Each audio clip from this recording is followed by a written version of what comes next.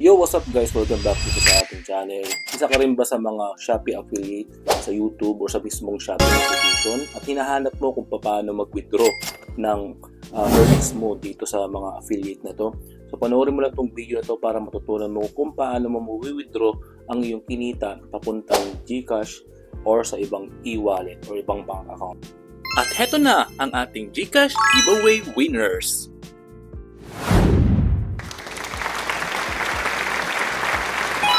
Ganito lang kadali sumali sa ating GCash giveaway. I-like, mag-subscribe at mag-comment lang kung bakit ikaw ang dapat manalo ng ating GCash giveaway.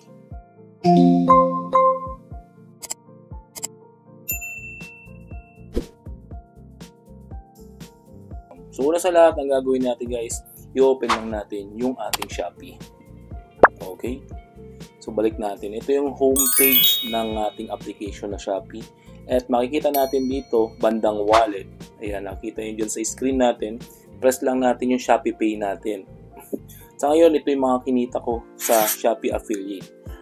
Pwede kang maging Shopee affiliate sa YouTube or dito mismo sa Shopee. Kung hindi ka pa affiliate, pwede mong panoorin yung video natin dito sa ating channel kung paano magiging Shopee affiliate. Now, papakita ko muna dito kung paano natin may withdraw yung kinita natin sa Shopee.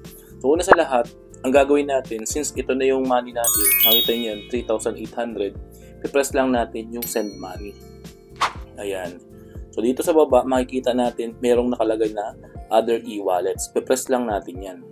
Alright. So, dito, ilalagay na natin yung name natin. But first, select mo natin yung e-wallet na pagpapasahan natin ng pera. In my case, i-select natin yung GCash, katulad yan. Then, ilalagay natin yung pangalan natin. So guys, ang gagawin ko dito, i-blur ko talaga mga sensitive information. Alam nyo naman na, for security reason. Then, ilagay na natin dito yung account number or yung phone number ng GCash natin.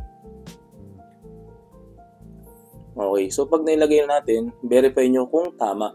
And sa akin, sa save recipient ko na kasi sa mga upcoming withdrawal, yun na rin ang gagamitin natin. So, press natin. Next, and hintay lang natin, send money. At kunin na natin yung buong 3,800. Or kung kaya, yung total na rin. Sige. You don't have enough transferable. Okay.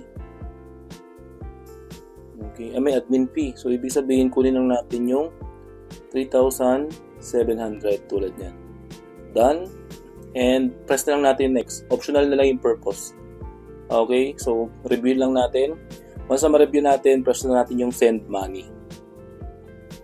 And press natin yung biometrics para ma-authenticate at ma-approve yung ating transfer.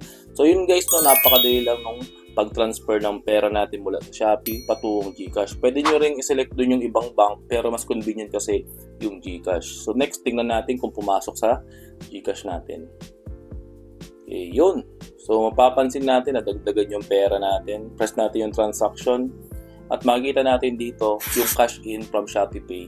So, naging successful yung transfer ng ating money from Shopee to GCash. Now, kung may bawang natutunan din sa ating video, please like, share, and subscribe. Hanggang sa muli. Paalam.